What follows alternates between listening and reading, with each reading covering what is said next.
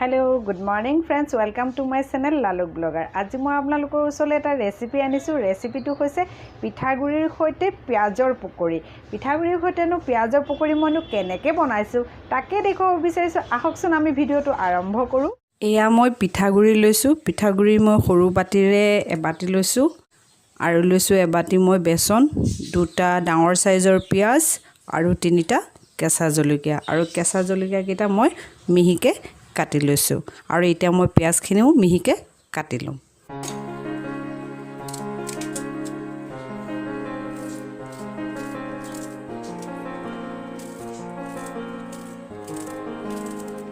এতিয়া মোৰ পিয়াজখিনি কুটি হৈ গ'ল আৰু এতিয়া মই এটা বাউল লম। বাউলটোত এই পিয়াজখিনি মই এতিয়া দি দিম আৰু লগতে এক কেঁচা জলকীয়াখিনিও। এতিয়া ইয়াত দি মই বেসন আৰু দিছো মই পিঠাগুৰি দিছো মই আধা চামুচতকৈ কম। নিমখ দিছো মই সোৱাদ অনুসৰি।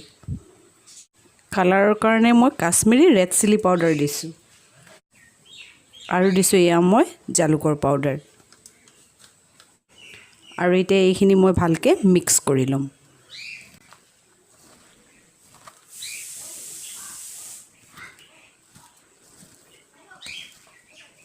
আপোনালোকে যদি ভাবে যে পিঠাগুৰি বা বেসন কম হৈছে তেতিয়াহ'লে আকৌ এড কৰি ল'ব পাৰে।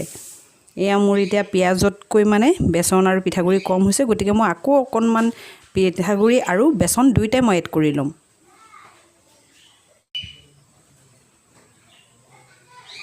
পিঠাগুৰিটো দিয়াৰ কাৰণ হৈছে যে পকৰিখিনি মোৰ মচমচীয়া হ'ব। নহ'লে কি হয় পকৰিখিনি আমাৰ মচমচীয়া নহয়, একদম আপোনাৰ মাৰ্কেটৰ নিচিনা হ'ব। মাৰ্কেটত যেনেকৈ আপুনি ফুটপাতত যেনেকৈ পকৰি বনোৱা আপুনি পায় একদম মচমচীয়া, ঠিক তেনেকুৱাই হ'ব।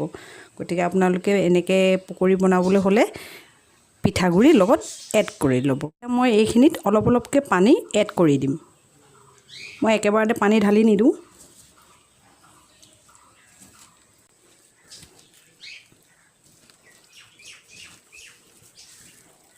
এয়া মই কেৰাহী বহাই দিছো আৰু কেৰাহীত মই মিঠাতেল দিছো আৰু এয়া মোৰ মিঠাতেলখিনি গৰম হৈ গৈছে। ওপৰলৈ ভাপ এয়া আহিছে, দেখিছেই নহয়। এতিয়া মই পকৰিখিনি বনাই লওঁ।